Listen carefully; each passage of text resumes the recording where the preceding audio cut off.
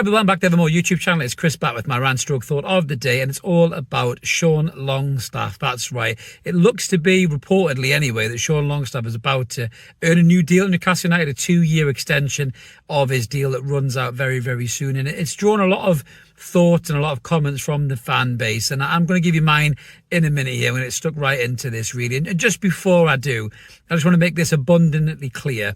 I'm going to separate two aspects here of Sean Longstaff the player and Sean Longstaff the lad. Now, Sean Longstaff the lad is a lovely lad. He's a role model. He's a great example to young players coming through the academy, what you can achieve if you work hard and knuckle down. He seems like a wonderful kid. He really, really does. He's got a nice family, comes from a good background. Ironically, I'm recording this in North Shields in the background there, as you can see. People walking past having an ice cream. But Sean Longstaff has been a very decent servant for Newcastle United so far in his career. 26 years old now. He's at the peak of his powers. And he's got the local lad kind of likability as well. So I understand why there's a big affection to Sean Longstaff. I like him as a kid. I think he's a lovely lad. Speaks so well. You know, Steve Bruce did horrible things in terms of the way he treated him, and the lad was very open and honest about how that affected his mental health. And, you know, I'm glad that Sean has bounced back from that experience. Now, that's Sean the lad. Sean the player. You have to look at this really pragmatically, honestly, as a football fan. And the kind of staunch defence that people are leaping to for anybody who possibly points out that maybe Sean Longstaff is limited as a footballer is getting a little bit ridiculous, to be quite honest with you. I mean, it's kind of shoved us off of X. I mean, that platform is a fucking rancid toilet bowl full of skid stains anyway, and it didn't take much for us to go, and that was kind of the final straw. I just basically said on X that I'm disappointed that Elliot Anderson is no longer at the football club, and we're talking about giving Sean Longstaff a new deal. And that doesn't mean I hate Sean Longstaff. I like him. He's a lovely lad. I've just said that a second ago. But I think Elliot Anderson is a better player, will be a better player, and has a much higher ceiling than Sean Longstaff does. And that's why I was disappointed. Now, everyone might be in the comments now, all these kind of hysterical, hyperbolic people that probably Steve Bruce was pointing out, by the way. Not that I'm sticking up for that Baron of Bacon, motherfucker, but you're proving them right. So all these people jumping up going, PFR, FFP. What I'm trying to say to you is I think Elliot Anderson was a better player and we shouldn't have sold him over Sean Longstaff.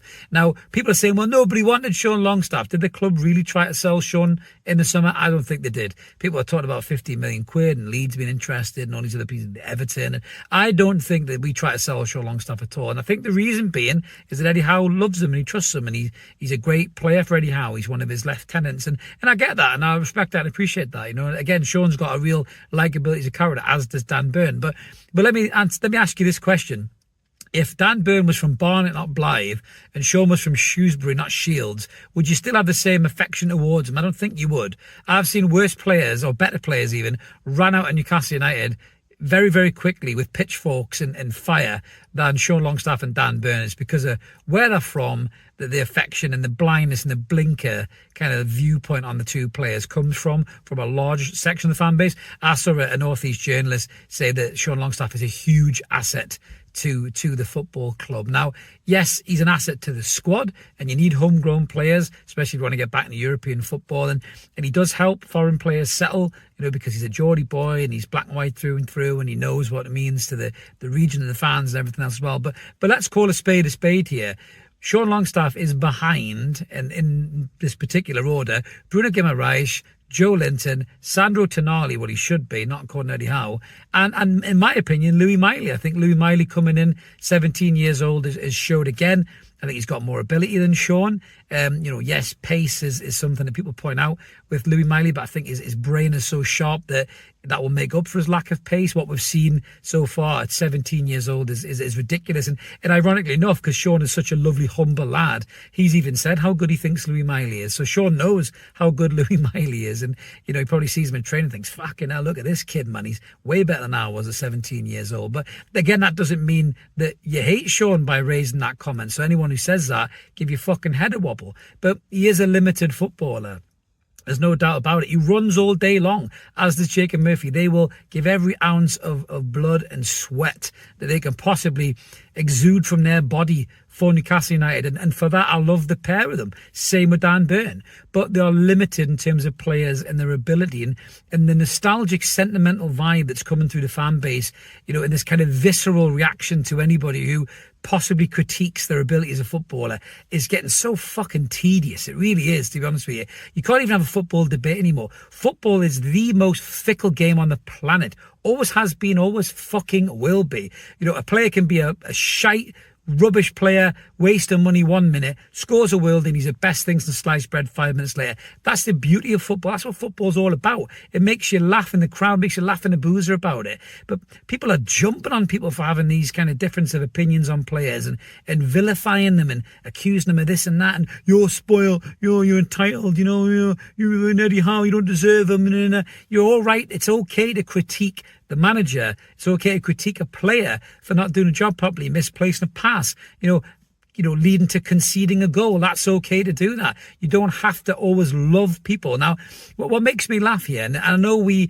have the handcuffs of FFP and PSR and everything else, but go back and look at Manchester City. Do you think when Manchester City were watching Yaya Toure, David Silva, ripping teams to pieces, that they were pining for Stephen Ireland and Joey Barton? You know, when Aguero was banging in goals, were they going, oh God, I missed Darius Vassell? No, they weren't, because they evolved as a football club, and that's what you do. You evolve as a football club. You buy better players. We've done it. Alexander Isak, Bruno Guimaraes, Sven Botman, Nick Pope. These are better players than what we had before. But for some strange reason, the likes of Sean Longstaff has this bubble around him that people can't see any critique of the player at all.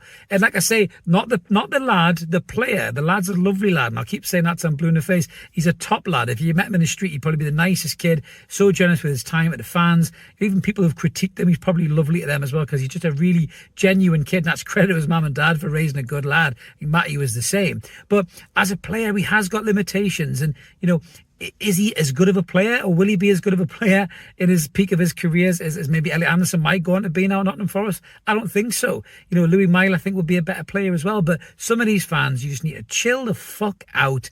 You know, Sean is a hard-working, honest lad, but he shouldn't be starting games ahead of Sandro Tonali. That shouldn't be happening. That's on Eddie Howe. Eddie Howe has to explain why that's happening, and people need to ask him those questions. So those journalists who are waxing lyrically about Sean being a big asset and asking Eddie if he likes Oasis or Blur, do your fucking job and ask that question. Why is Sandro Tonali on the bench and Sean Longstaff starting games? Because that's the kind of stuff we want to know. That's what fan-led media are asking. But unfortunately, we don't have access to the manager of the club to get an answer for that. But I'll be really interested to see what happens in the Fulham game if Sean starts ahead of Sandro or not, because he was really poor, hooked at half-time in the Wolves game. I don't think he will start. I think Sandro has to start. But again, if Sean gets a new deal, you know, more power to his elbow. He's a good squad player, he's a hard-working player, and he will do a job in certain instances, but he shouldn't be starting games ahead of £55 million Italian internationals who are way better than him or other players below him as well. So that's all I've got to say about that, guys. Let us know in the comments below what you think about this whole Sean Longstaff new deal thing. Do you agree with it? Do you think it's a good move? Do you think it shows a lack of ambition, or are you kind of impartial to it in the middle? Let us know. We always like to hear from you. Smash a like. If this is the kind of thing you do, subscribe, or like even, subscribe. Help the channel grow. It's sunny, you can tell I'm losing my mind. Help us get to 9k. Have a belter. We'll see you later. Cheers.